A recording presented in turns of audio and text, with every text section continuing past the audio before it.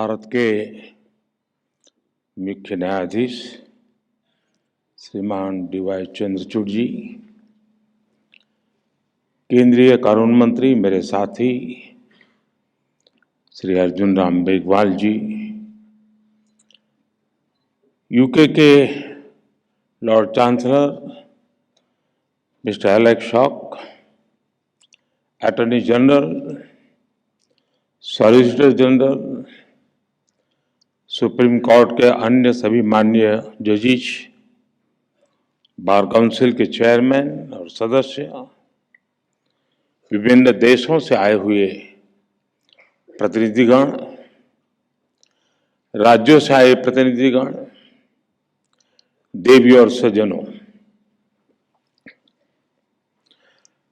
दुनिया भर की लीगल फ्रेटर्निटी के दिग्गज लोगों को मिलना, उनके दर्शन करना, ये मेरे लिए एक सुखद अनुभव है।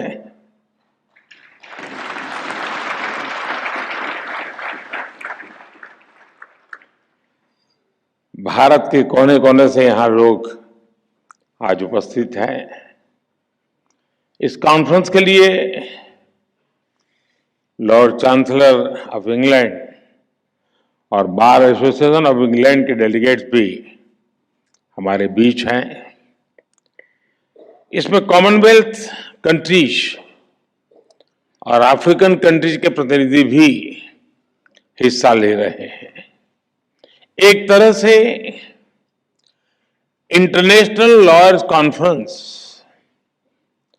वसुधैव कुटुंबकम की भारत की भावना का प्रतीक बन गई है। इस कार्यक्रम में आए हुए सभी इंटरनेशनल गेस्ट का मैं भारत में हृदय से बहुत बहुत स्वागत करता हूं।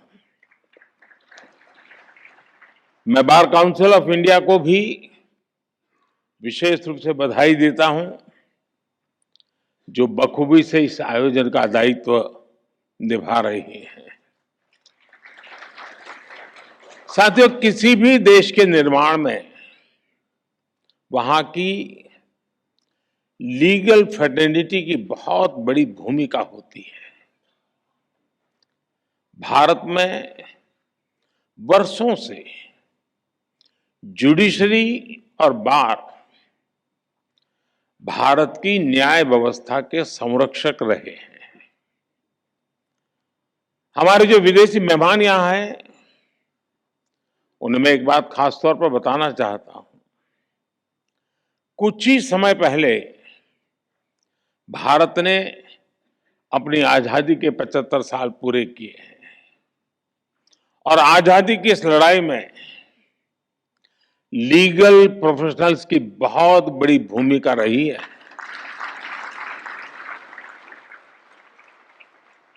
आजादी की लड़ाई में अनेकों वकीलों ने चलती हुई वकालत छोड़ करके राष्ट्रीय आंदोलन का रास्ता चुना था।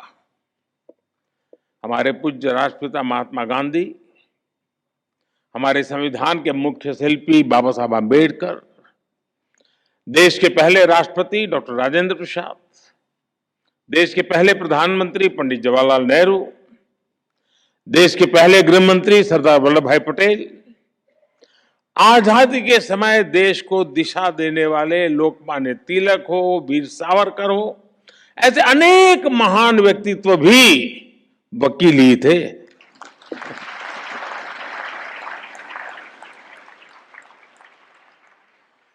यानी लीगल प्रोफेशनल्स के अनुभव के ने आजाद भारत की नींव को मजबूत करने का काम किया। और आज जब भारत के प्रति विश्व का जो भरोसा बढ़ रहा है, उसमें भी भारत की निष्पक्ष स्वतंत्र न्याय व्यवस्था की बड़ी भूमिका है। आज ये कॉन्फ्रेंस एक ऐसे समय हो रही है जब भारत कई ऐतिहासिक निर्णयों का साक्षी बना है। एक दिन पहले ही भारत की संसद ने लोकसभा और विधानसभाओं में महिलाओं को 33% आरक्षण देने का कानून पास किया।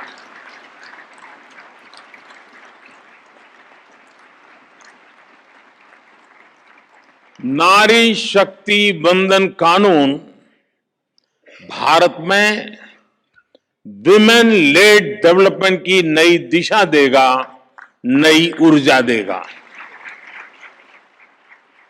कुछ ही दिनों पहले ही G20 के ऐतिहासिक आयोजन में दुनिया ने हमारी डेमोक्रेसी, हमारी डेमोग्राफी और हमारी डिप्लोमेसी की झलक भी देखी।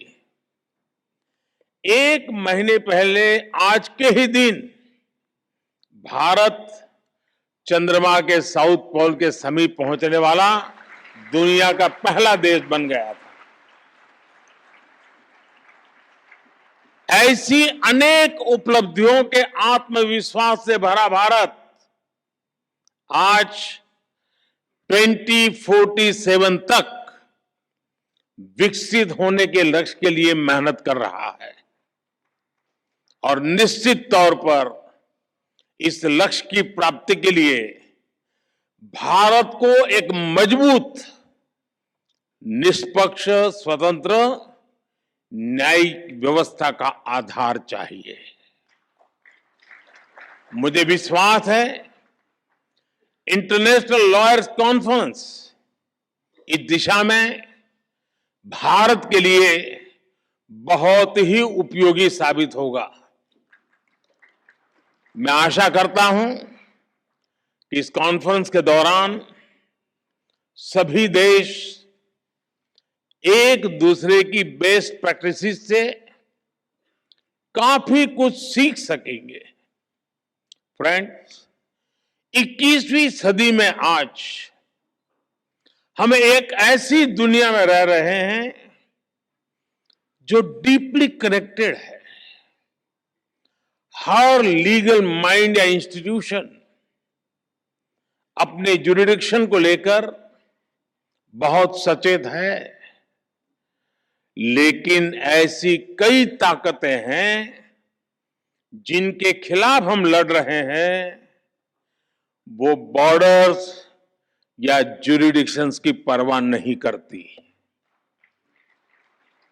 और जब खतरे ग्लोबल है तो उनसे निपटने का तरीका भी ग्लोबल होना चाहिए।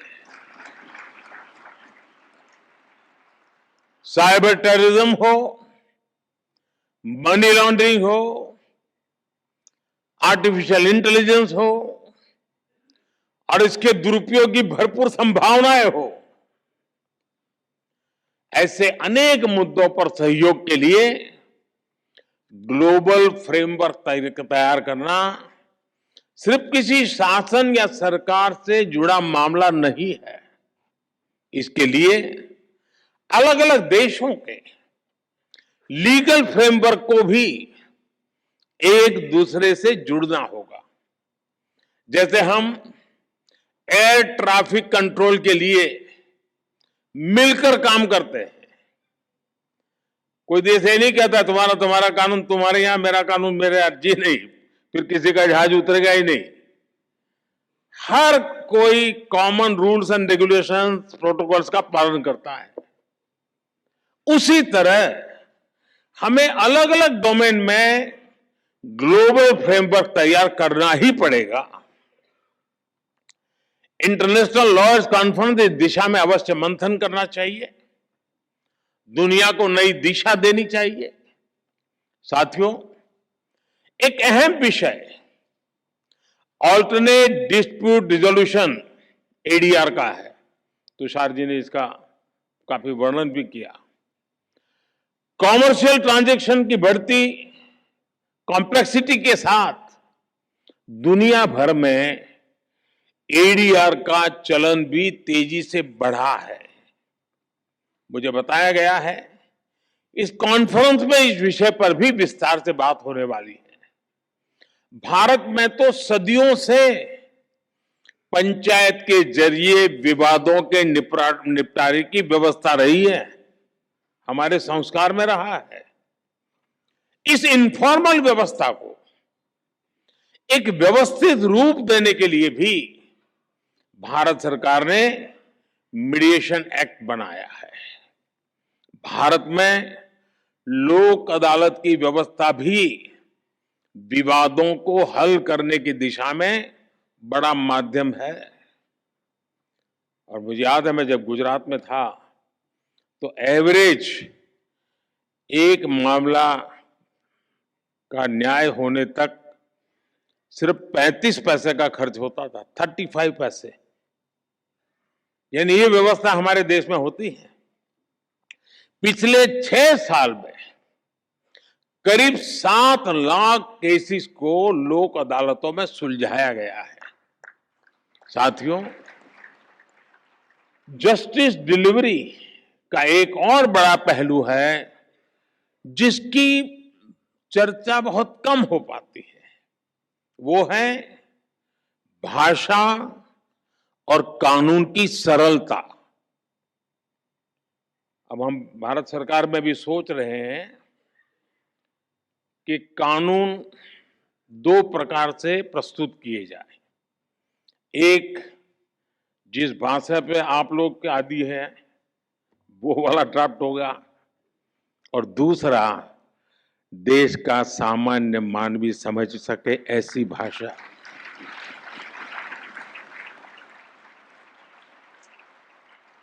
उसको कानून भी अपना लगना चाहिए। हम कोशिश कर रहे हैं, मुझे भी, क्योंकि सिस्टम भी उसी ढांचे में पली बढ़ी है तो उसको बाहर निकालते निकालते, लेकिन हो सकता है कि अभी मुझे काफी काम है, मेरे पास समय भी बहुत है, तो मैं करता रहूंगा।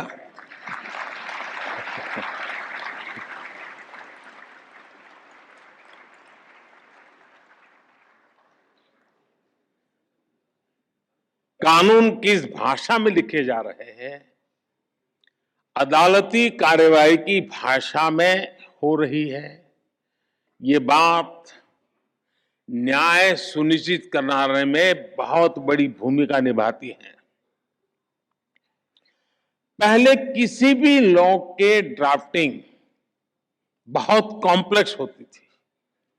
सरकार के तौर पर अब हम भारत में नए कानून, जैसा मैंने आपको कहा, 2 प्रकार से, और जितना ज्यादा हम सरल बना सके और हो सके उतना भारतीय भाषाओं में उपलब्ध करा सके, उस दिशा में हम बहुत सिंसियरली प्रयास कर रहे हैं। डेटा प्रोटेक्शन लॉ आपने देखा होगा, उसमें ये सिंप्लीफिकेशन का हमने एक पहली शुरुआत की है, और मैं पक्का मानता हूं कि सामान्य व्यक्ति को उस परिभाषा से सुविधा रहेगी। भारत की न्याय व्यवस्था में मैं समझता हूं ये एक बहुत बड़ा परिवर्तन हुआ है, और मैं चंद्रचूड़ जी का पब्लिकली मैंने एक बार अभिनंदन किया था, क्योंकि उन्होंने कहा कि अब कोर्ट जजमेंट का ऑपरेटिव पार्ट जो लिटिगेंट है उसकी भाषा में हम उपलब्ध कराएंगे। देखिए, इतने से काम में 75 साल लग गए, और ऐसे के लिए, इसके लिए भी मुझे आना पड़ा।